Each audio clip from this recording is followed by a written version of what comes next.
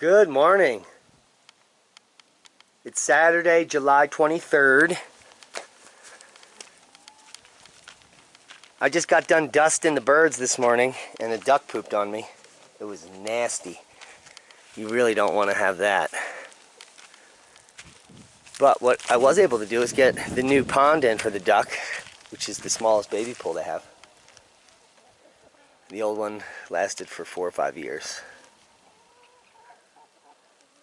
But I wanted to show you some progress here. We've had about 3 or 4 weeks since it's been above freezing. Got the fall gold raspberries coming in, and it looks like a pretty good amount of berries are going to be on it. There's a dozen right on that tip.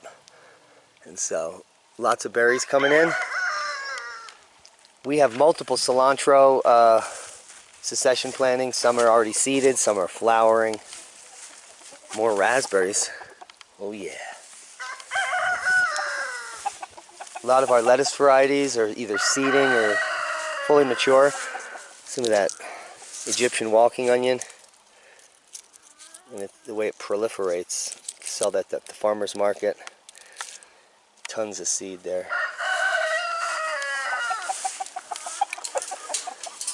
So we're in a bit of a drought, but it's going to be getting really rainy starting tomorrow. So that's good news. So I won't have to be watering so much. Nice looking salvia. Huge collard. The collard's huge there. Good carrot going to seed. It's going to be beautiful. Another collard. There's a little row of kale in here. I think you guys seen this before. It's our onions in here. Wonder if this, what are these?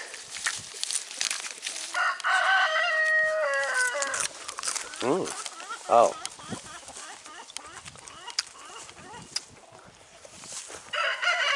I can only imagine how huge these are going to be at the end of the season, because they're already massive. Got some carrots tucked back in here. Planted a bunch of flowers. So hopefully those will really pop in as this massive borage. It's going to be fantastic. The painted mountain corn is starting to tassel at about 4 or 5 feet high, which is pretty normal.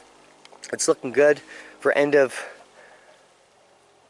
July here. Knee-high by the 4th of July. It was right above that, and then in 2 weeks, all this growth. Here's a massive field of cilantro. Some really nice looking cucumbers. It's started to get warm, so those are coming up. And our squashes just started the male and female flowering process. And the bees are all over these in the morning, which is good news. So we're going to have tons of squash. Literally have varieties planted everywhere, but that's bad news. And you can see we have a pocket gopher in here that could take out all this food. So that's going to be #1 priority today. Really nice looking mustards in there. And some of the hybrid amaranths that are morphing, they're crossing with this is the native amaranth here. So that's just what people call weeds here. And that is cross-pollinating with this garnet amaranth to create this red and green amaranth. That is the Three Canyons variety. Some nice poppies back there.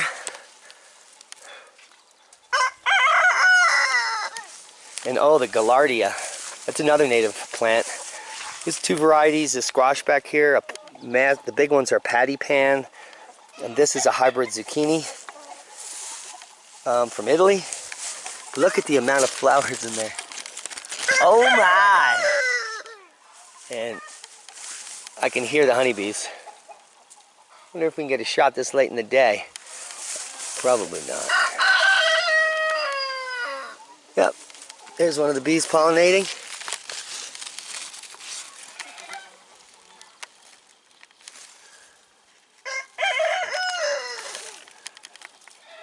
He's just taking his time in there.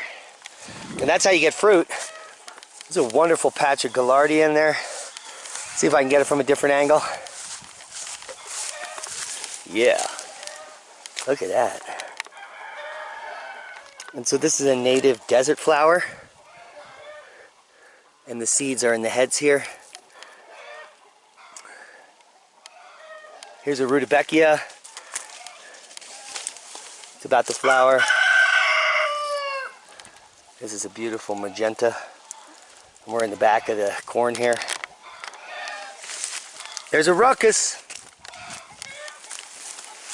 So tomorrow's Leah's birthday.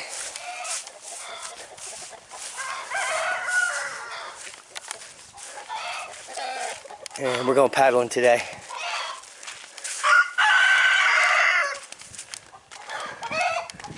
This is a variety of purple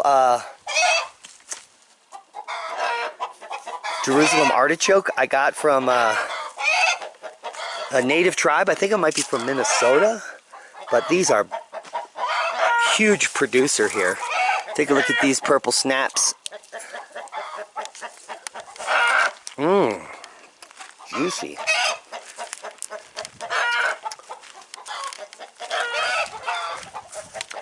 Really nice looking honey locust. It's about 4 or 5 years old. Planted from a single tiny whip that I paid a few dollars for. Great nitrogen fixing tree. And you can prune it, super over prune it for dappled shade. Prune it almost all the way back. You can espalier. Do almost anything you want. I got it growing right next to this apple tree so that it can fertilize it underneath the ground. Got a lot of native currants on these bushes that are extremely ripe. It's lightly sugared and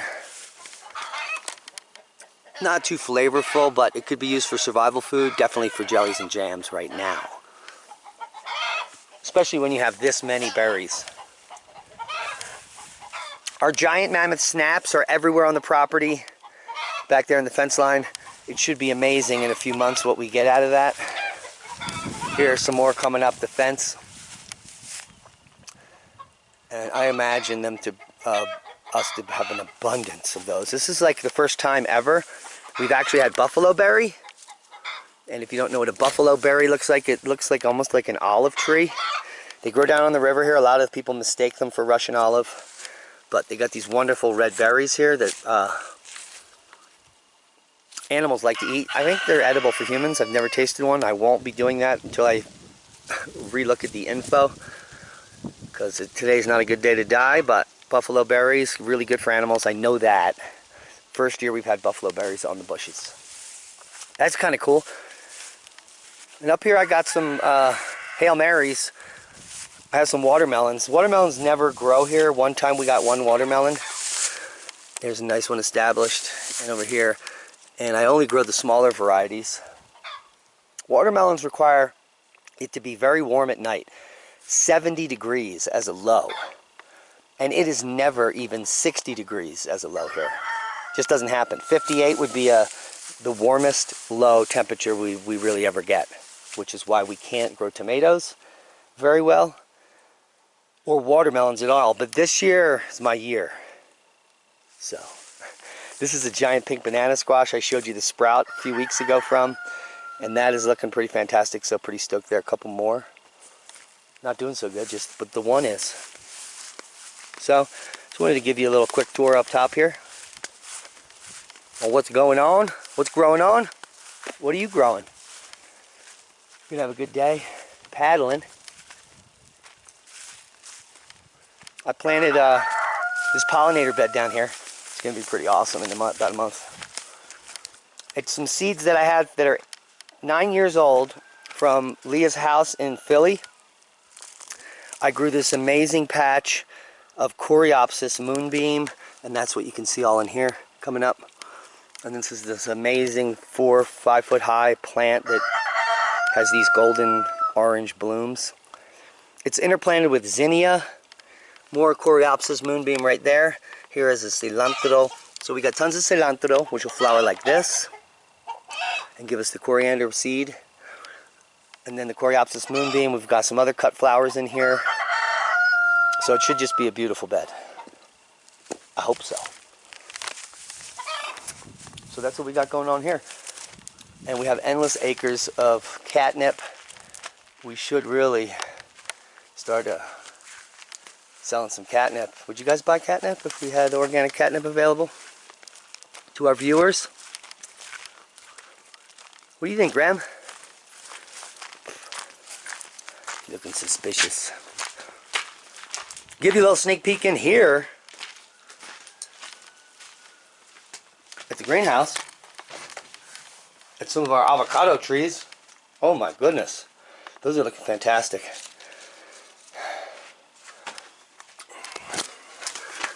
We just got wild tomatoes growing everywhere. Wow, that's a weird shape. That's a determinate.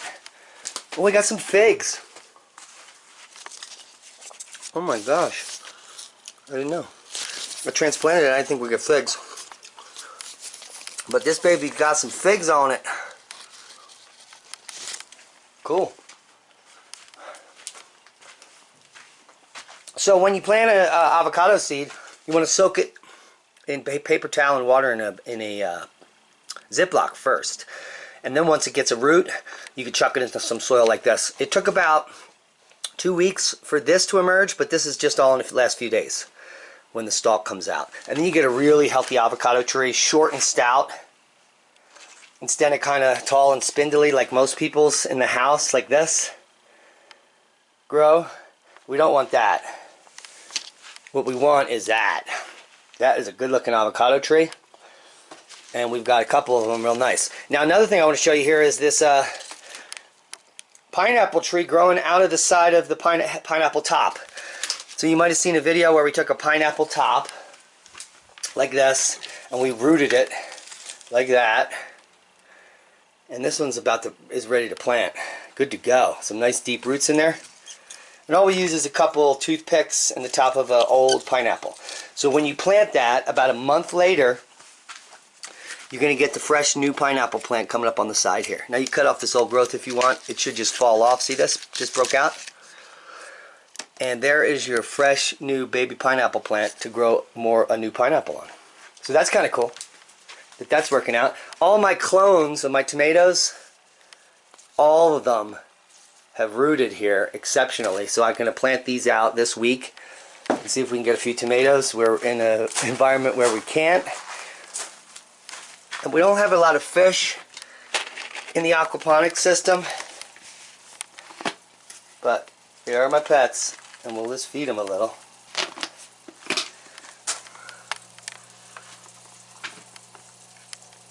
They never seen a camera, so they're a little shy.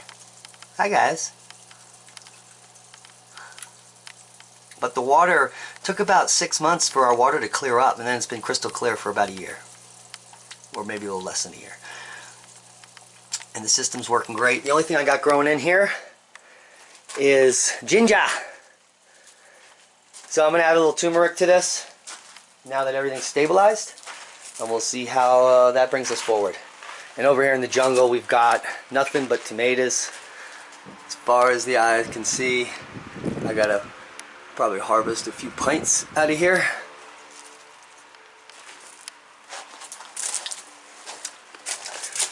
And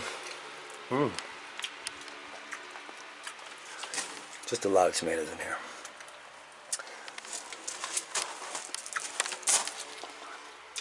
Those are giant Marconis. And over here we got some jalapenos. We got some sauce tomatoes. Oh, my glasses just got stuck.